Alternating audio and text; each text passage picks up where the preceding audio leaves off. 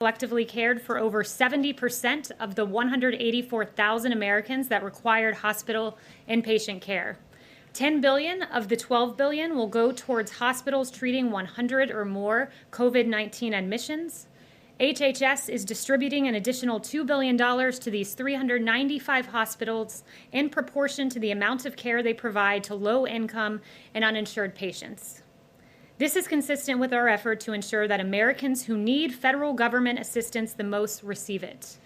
We'll be releasing a breakdown of the states receiving this funding and the counties receiving this funding, but for your awareness, New York, New Jersey, and Illinois receive the most funding by state, while New York, Bronx, New York, and Cook, Illinois receive the most funding by county as determined by our metrics. Our healthcare providers, as President Trump has repeatedly acknowledged, are our heroes as we work to defeat the invisible enemy. This relief funding will help these heroes defeat this virus. In reacting to CARES relief, I love what this one provider said.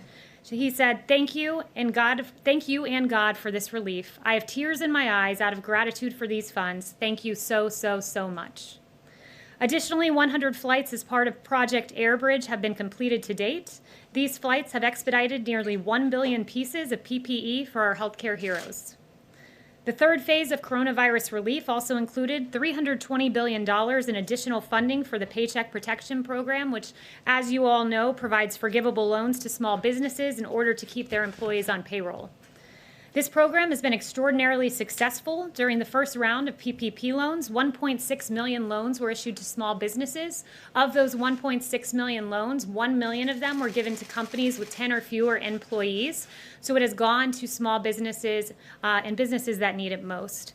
But the PPP, look, it's not just another government program. This is supporting everyday Americans who, through no fault of their own, have found themselves in this predicament. We saw this firsthand at the White House on Tuesday. On Tuesday, President Trump welcomed small business owners and employees to the White House. These small businesses received PPP loans, which helped them pay their employees during the pandemic. Biddy & Bose was among the small businesses welcomed to the White House. Biddy & Bose employs 120 people with intellectual and developmental disabilities. It's a coffee shop not too far away from here. Biddy & Bose had to temporarily close its doors, but because of PPP loans, Biddy & Bose was able to rehire all of its employees. I had the real honor of getting to meet Michael Hoyp. He's one of the employees at Biddy & Bose, and he offered some words of encouragement to our country, and they really touched my heart, and I think they'll touch the heart of America, if you guys wouldn't mind playing those remarks. You, President Trump and Ivanka, thanks a lot for inviting us. Thank you, Mr. President, for having us. I love my job, and I am excited about going back to work. At Biddy & Bose, we like to use the phrase called not broken. That means me and all my amazing coworkers are not broken, and we have lots to offer. I know the great country of the United States isn't broken either. So on behalf of myself, Megan, and Amy, and all the employees of Biddy & Bose, thank you for inviting us over. You guys are a family. Love you guys. Michael's an incredible young man. I gave him a call yesterday and asked him what he was up to, and he said he and his fellow employees were literally handwriting notes to put in with their coffee packages that they send out to consumers. I received one of these notes from another company, and it really does put a smile on your face, and Michael's doing that each and every day. And Biddy & Bose, they represent the hope and opportunity that is on the horizon for America's workers, as their business embodies the American spirit. Workers like Michael show that this country is not broken and that we will recover together. Michael, thank you. You're an American hero. Thank you for sharing that message of hope. And with that, I'll take questions. John. Kayleigh, if I could, welcome to the podium for the first time. Thank you. As well. The markets are down substantially today after the president yesterday suggested in the East Room that he might use tariffs to punish China over the coronavirus. Is there any serious consideration being given to putting new tariffs on China, or was the president just spitballing yesterday? Look, I won't get ahead of any announcements from the president, but I will echo the president's displeasure with China. It's no secret that China mishandled this situation. Just a few examples for you. They did not share the genetic sequence until a professor in Shanghai did so on his own the very next day. China shut down his lab for, quote, rectification. They slow-walked information on human-to-human transmission alongside the World Health Organization and didn't let U.S. investigators in at a very important time. So we take displeasure with China's actions, but I certainly won't get ahead of the president with those announcements. Is the president seriously considering forcing China to pay some sort of compensation, reparations, whatever word you want to put on it? Again, when it comes to retaliatory measures, I will not get ahead of the president on that. Thank you, Kayleigh, and welcome to the podium as well. The president said yesterday that he has a high degree of confidence that the coronavirus originated in a lab in Wuhan, China, and yet his own intelligence agencies say they're still investigating. So does the president have information, and has he drawn a conclusion that the intelligence community has not yet? Look, the president's statement is consistent with the other intelligence assessments. While we continue to have very limited and dubious data from China, current assessments indicated that President Trump's statement is consistent with what some analysts believe is the epicenter of where the virus began. And I would note that intelligence statement you're referring to really made 2 points. One, that this virus originated in China. Two, that it began through contact with infected animals or was the result of an accident at a laboratory in Wuhan. So I consider that consistent with what the president said, that he's seen intelligence suggesting it could be in the Wuhan laboratory. Yes. Seem to lean into the idea that this started in a laboratory, whereas the statement that we saw from the DNI said we're still investigating those two options that you just laid out. Is the president in any way creating mixed messaging by not saying we're still investigating? No, let me remind everyone, intelligence is just an estimate essentially, and it's up to policymakers to decide what to do with that intelligence. In this case, the policymaker is the president of the United States, and he'll make that decision at the right time. Is the president any close to deciding what to do about China? Has he received any recommendations on the consequences? Is he anywhere near a decision? Look, again, I won't get ahead of the president's decision or the timing of that decision, but he takes this very seriously because the decisions of China that I referenced, slow walking some of that information, put American lives at risk. And rest assured, this president has one priority, and that is the safety and the well-being of American lives. Thanks so much, Kayleigh. Welcome. Since it's been more than 100 days since the press secretary stood up there, I wanted to get a better sense of what your plan is. Are you planning to do these on a daily basis at this point? And also, will you pledge never to lie to us from that podium? I will never lie to you. You have my word on that. As to the timing of the briefings, we do plan to do them. I will announce timing of that forthcoming, but we do plan to continue these. John? Welcome to the podium. A question for you on Project Warp Speed. Can you give us some more details? The president said ultimately he's in charge of this project, but will there be a day-to-day point person on this? What's the budget for this project, and when can the American people realistically expect that there will be a vaccine available to everybody? Well, there is a day-to-day point person, and that's the President of the United States, President Trump. And with regard to vaccines, I would note the words of Dr. Fauci, which are these: going into a phase 1 trial within 3 months of getting the sequence is unquestionable the world indoor record. Nothing has ever gone this fast. So what the president is doing, and under the president's leadership, we're in phase 1 faster than ever before, according to Dr. Fauci, and that should encourage the American people. In the budget, and then there's really no other point person. I mean, I know the president ultimately, I guess the buck stops with the president, but he hasn't put somebody on the staff. I'm not going to get into any details as to exactly how that works, but just rest assured we're on an accelerated pace to a vaccine, at least for this phase 1 portion of clinical trial. The budget question? Thanks. The Fed yesterday took an action that appeared designed to allow oil companies to access their lending facilities. So I'm wondering if the president has spoken to Chairman Powell about this, if he's happy about the move, and if the White House is considering any additional assistance to the oil companies. So I won't get into the president's personal discussions, but I would just note that the president is always looking out for the nearly 11 million American workers in the oil industry. I would also note that we're filling the Strategic Petroleum Reserve right now, and we'll buy 75 million barrels. So that's the only announcements I have on the oil front today. Yes, Talu. Thank you, Kayleigh. The president tweeted this morning about the protests in Michigan. He essentially said that the governor of Michigan should work with the protesters. He called them very good people and said that they are very angry. Some of those protests, I'm sure you saw, included heavily armed protesters, members of militia groups. I wonder if the president was speaking about those specific members who stormed the Capitol in Michigan when he talked about very good people. Look, the president was referencing generally that in this country you have a First Amendment right to protest. I think that's something we all treasure here, and we should, rightfully. You have a right to do that constitutionally, but you must protest within the bounds of the law. He encourages everyone to protest lawfully, and also to engage in our social distancing guidelines, which we think all Americans should engage in. Do you have any response to just the imagery of people with long guns, essentially storming the Capitol, going into face-offs with police officers, and intimidating in some ways some of the lawmakers? Again, the president says, that we must protest lawfully and act within the bounds of the law. Yes. Thank you for being here.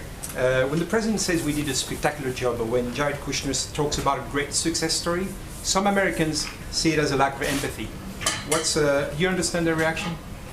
Look, Jared Kushner has, first of all, done a great job for this administration. And what I would say to that is that when he talked about a success story, he was talking about the story of this administration, which is a story of mobilization for the American people, the greatest mobilization of American industry since World War II. Of course, we grieve for every American life that has been lost, but we want the American people to be confident in the response of this administration, and that is what he was referring to. The fact that in the average year, the healthcare industry uses 25 million N95 masks, and we have delivered in this short time 75 million N95 masks, more than 3 times what the healthcare sector uses in a year. That's extraordinary. It's extraordinary that some in the media were saying that we needed 1 million ventilators, and this president we've needed far short of that so far. Not a single American has died for lack of a ventilator, and the fact that this president can look the American people in the eye and say, I am producing 100,000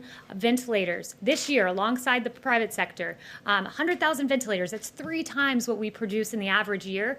I'd consider that a great success on behalf of the American people. I guess it's more about the tone than the policy itself.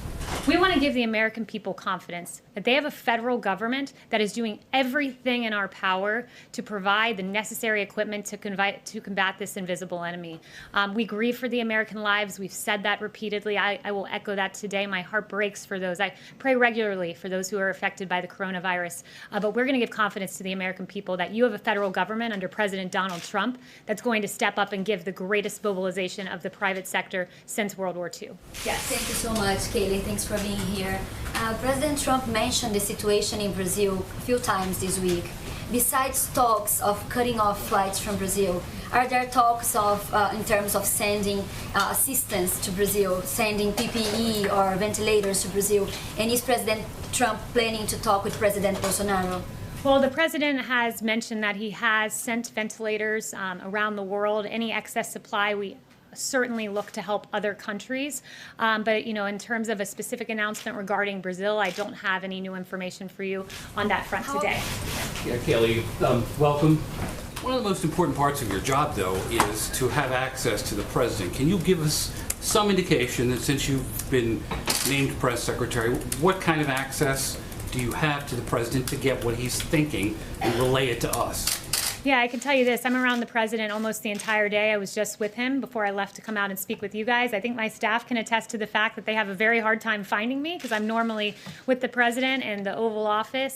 So I'm consistently with him, absorbing his thinking, and it's my mission to bring you the mindset of the president, deliver those facts so this president gets fair and accurate reporting and the American people get fair and accurate information. Yeah. Thanks, Kayleigh. Just following up on Kristen's question, China's blocking the World Health Organization from coming in and investigating how this started. Shouldn't external investigators be allowed into Wuhan to determine, 1, how the pandemic started, and 2, maybe a way that we could expedite finding a cure for this thing? Look, there's no secret that China stopped U.S. investigators from coming in. It was of paramount importance that we got into China in an expedited fashion, and that didn't happen. With respect to the World Health Organization, they have some questions of their own to answer. The United States, as the president has emphasized, provides about $400 million to $500 million per year to the WHO, compared to China at roughly $40 million a year. But yet the WHO appears to have a very clear China bias. I mean, you look at this timeline, and it's really damning for the WHO when you consider the fact that on December 31st, you had Taiwanese officials warning about human-to-human transmission. The WHO did not make that public. On January 9th, the WHO repeated China's claim that the virus, quote, does not transmit readily between people. That was quite apparently false. On January 14th, the WHO again repeated China's talking points about no human-to-human transmission. They praised China's leadership on the 22nd of January. On the 23rd, they said, and this is incredible, the pandemic didn't represent a public health emergency of international concern. And even on February 29th, you had the WHO saying that when the coronavirus was spreading around the world, they chose to put political correctness first by opposing life-saving travel restrictions. The travel restrictions this president put in place, the travel restrictions that Dr. Fauci praised as saving lives. And you have the World Health Organization opposing a measure that saved American lives. That's unacceptable, especially at a time when the U.S. was providing $400 to $500 million. John. Kayleigh, this time last week, the president was saying that he was not happy with Georgia's Governor Brian Kemp for beginning the reopening process and the way that he was at the time that he was. A week later, there have been some peaks and valleys in new cases in Georgia, but overall the trend line is down. Do you know what the president's thinking about the Georgia reopening is as of today? Look, the president is resolute in saying that the states take the lead here.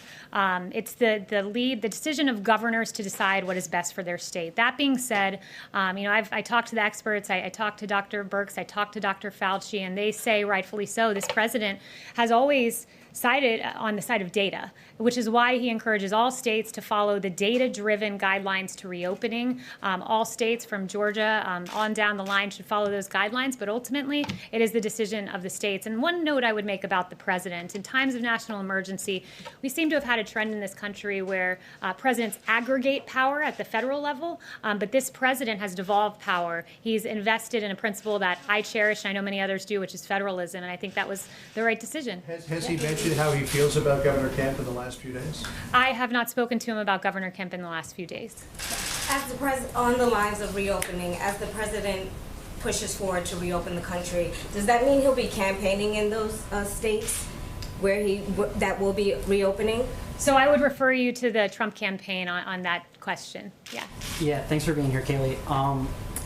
You mentioned Dr. Fauci a minute ago. Are we going to have any more press briefings with Dr. Fauci and Dr. Birx and the health experts, or is the White House kind of shifting the message to focus more on the economy and less on the public health aspect? Well, let me back up and talk to you a little bit about how we approach disseminating information. When I talk with my colleague Alyssa and we plan out the communication strategy for this White House along with the president and Ben as well, what we do is we say, what is the best mode for the public to receive this information at this time? And we allow the news cycle and the needs of the American people to guide us. And at the moment, what we see happening, and I hinted at this in my gaggle last week, is you have 35 states, and probably more at this point, with plans to reopen the country. Americans are looking to reopening the country. We've had Dr. Birx in several events this week. They've been Dr. Birx and Fauci out on the airwaves. They're really incredible people and have done a great service for this country, but we allow the news of the day to guide us, what the American people need to hear. And right now we're in a reopening phase, which is why you've seen the president this week with CEOs, you've seen him with small business owners, with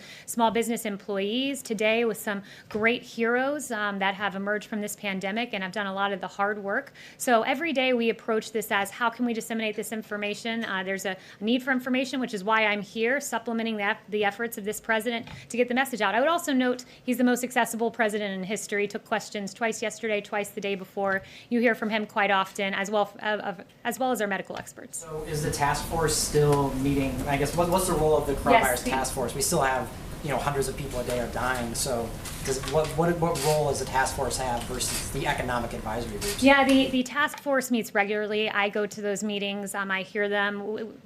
Dr. Birx, I should say, is meticulously reviewing the data in granular detail. I watch them spend sometimes the upwards of 2 hours in these task force briefings. So those are still ongoing. Rest assured, we want a safe reopening. So we are prioritizing the health of the American people, as well as looking forward to reopening this country.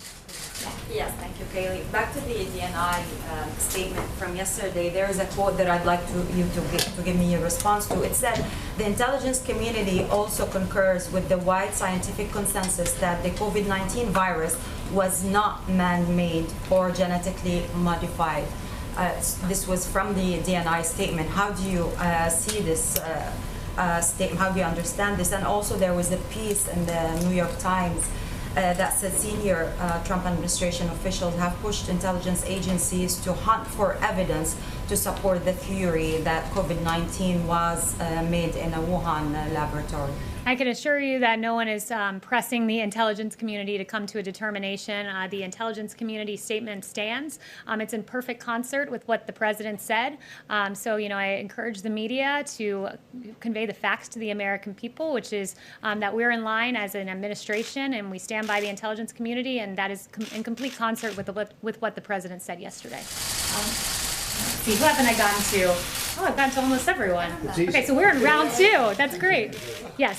Thank you. Today, former Vice President Joe Biden denied allegations of sexual misconduct against him. Does President Trump take him at his word, given that, as the president has said, he has denied allegations against himself? Well, what I would say is that we are pleased that the former vice president has decided to go on the record. It took him less than, 16 hours to follow the advice of the president of the United States and come out and publicly address those claims. So, we're glad to see that he's on the record on this. Let me just ask you about something the president said moments ago in an interview. He said that Tara Reade is, quote, far more compelling than anything they had with respect to Brett Kavanaugh. What did he mean by that? What is more compelling? That's the president's assessment, so I would point you back to his words. I think it was a grave miscarriage of justice, what happened with Justice Brett Kavanaugh. There's no need for me to bring up some of the salacious, awful, and verifiably false allegations that were made against Justice Kavanaugh. That was an embarrassment for the Democrat Party to have dragged the name of a very respectable man through the mud like that. So I'll leave it at that. Yes, Kayleigh, as the radio puller, I'm asking this on behalf of our colleague. There's word the decision to release Michael Cohen from prison to home confinement due to COVID-19 has been reversed. Did the White House directly or indirectly intervene here? No. So absolutely not, I would say there. But I am glad that you brought up justice, and because, look, there's, again, a case of injustice that is yet to be brought up today, but I certainly would like to bring it up, and that's the case of General Michael Flynn. What we've all learned from that should scare every American citizen. The fact that you had Jim Comey admitting in December of last year that he violated a protocol by directing agents to confront Flynn, something that he would not, quote, have gotten away with under previous administrations. The FBI told Flynn he didn't need a lawyer when they came to meet with him. McCabe told FBI agents that he didn't think Flynn was lying, and then all of that information we've learned over the last few months and years culminates in the fact that we have a handwritten FBI note that says, quote, we need to get Flynn to lie, quote, and get him fired. There was an unfair target on the back of General Michael Flynn. It should concern every American anytime there's a partisan pursuit of an individual, and that's certainly, at least those questions are raised with regard to General Michael Flynn, an honorable man who served his country. John. Yeah, Kayleigh, on that, when the president fired Michael Flynn, he said he was doing so because he had lied to the vice president and he had lied to the FBI.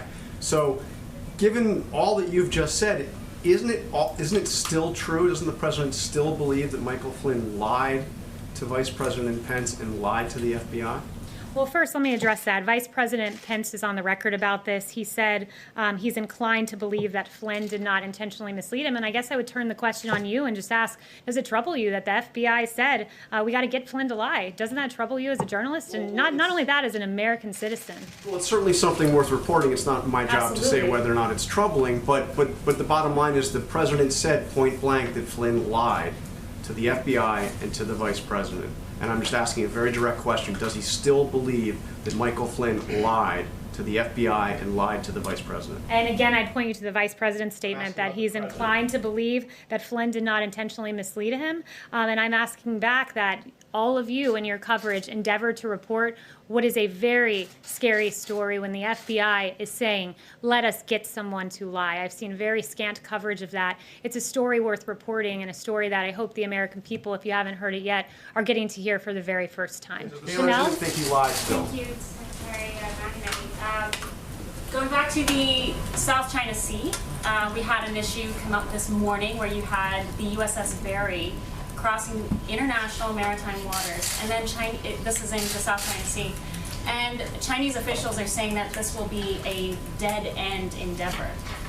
Has the president spoken with any side on the Chinese as far as what the United States is going to continue doing? Is the U.S. Navy going to just ignore these threats and keep going through these international waters? What are your responses to China's increasing aggression in the South China Sea again? Yeah, I have no news to report as to the president's conversations, and for the specifics of that, I would redirect you to the NSC. Yes. Thanks. In the same podcast interview, the president said that Democrats would, quote, have to give us a lot for aid to states. I'm wondering if you have any idea of what specifically the White House or the president is asking for, and secondly, what you'd say to somebody like Governor Cuomo, who says, the president's already told me, a few weeks ago that he would support this type of assistance, and why are we bailing out, airlines or defense contractors, but not the states that pay teachers or first responders? Well, first, you brought up Governor Cuomo, so I just thought it's a good time to remind everyone that Governor Cuomo has praised the president's response in this COVID-19 crisis, saying that what the president has achieved is a phenomenal accomplishment, and we thank Governor Cuomo for those very kind words. But on that note, with regard to funding to states, Phase 4 is something that we want to start negotiating on immediately and get to work on. The president has said, look, I will certainly look to consider helping states who have coronavirus reasons for the financial situation they find themselves in, but he doesn't want this to be an excuse for decades and decades of bad Democrat governance that have run some of these states into a financial predicament. So he has mentioned that in terms of the types of things he wants to see in this Phase 4. I don't want to get ahead of the negotiations, but I do want to emphasize that he has mentioned sanctuary cities. This is a really important issue that has cost American lives. Last year, our brave ICE officers arrested more than 120,000 criminal aliens charged with nearly 10,000 burglaries, 5,000 sexual assaults, 45,000 violent assaults, 2,000 murders, and in the last year, egregiously, 5,000 human trafficking episodes. So American lives matter, our brave ICE men and women matter, and it's something that he's mentioned he'd like to see in a Phase 4. I mean, you raised that, and the president's been kind of vague about this. Are you explicitly conditioning state aid on states or cities, not saying that they would have sanctuary city policies? No, I'm not. No, not conditioning anything, but saying that is a negotiation item that the president will certainly bring up. Thanks very much. So the president has in the past denied any of the allegations from the many women who have accused him of sexual misconduct. But per that podcast today, he seemed to suggest the allegations that Tara Reade has raised are more, what do you say, credible than the ones against Brett Kavanaugh. What about the allegations that were raised against him, however? Why should the public, or what makes them any less credible than the allegations from Tara Reade? The president has swiftly denied all of these allegations that were raised 4 years ago. He has always told the truth on these issues. He's denied them immediately, and you're bringing up issues, like I said, from 4 years ago that were asked and answered, and the American people had their say in the matter when they elected President Trump as President of the United States. But, you know, the media, leave it to the media to really take an issue about the former vice president and turn it on the president and bring up accusations from 4 years ago that were asked and answered in the form of the vote of the American people. Just come back, Kayleigh, to John's question, because Kellyanne Conway spoke to this the other day and suggested that two things could be true at the same time. We now have the Vice President saying it's his belief that General Flynn may have unintentionally misled him. That's now 3 years after the fact. But the two things that could have been true at the same time were that Flynn lied to the Vice President and also lied to the FBI. If you remove the FBI piece of that, would the President still have fired Michael Flynn for his belief that he lied at that point to the Vice President? I mean, I'm not going to engage in a hypothetical, and that's essentially what that would be. But what I would say is echo yet again that this was a grave miscarriage of justice. I am very glad that the FBI thought to keep a paper trail, because what many have said for a very long time, pointing to the first few facts I shared with you, culminating in that handwritten note, I'm glad they kept such good documentation of their intent to slow walk General Flynn into a trap and to essentially create, as I mentioned, a grave miscarriage of justice. So FBI, at least we can thank you for the great note-taking. Let me follow up on that, though. John does bring up the point that General Flynn pleaded guilty to lying to the FBI. I'm not going to get involved in what was a matter of justice. It's, do you not consider it a miscarriage of justice when you have the FBI writing, "We want to get someone to lie"? Is that a miscarriage of justice? But in the end, he pleaded guilty, and then that's... You hesitated because you know what the answer is. The answer is yes. That's up to a lot of other people to decide. And I would encourage the media to cover it, because I've watched a lot of your networks, I've read a lot of your papers, I've seen a whole lot of scant information about Michael Flynn, when there was a whole lot of speculation about Russia, culminating in $40 million of taxpayer money being lost, and the complete and total exoneration of President Trump. Thank you guys so much. I'm gonna cut this short now and go see my little 5-month-old here in a few hours. And let me just say this, the President at 5 p.m. leaves today for Camp David. It's going to be working weekend. He'll be talking with heads of states, with elected officials. We have a great event coming up this afternoon. And of course, everyone should watch the Fox News Town Hall with the President from 7 to 9 p.m. It'll be can't miss television, much like the highly rated President Trump coronavirus task force briefings have been. Thank you. Thank you.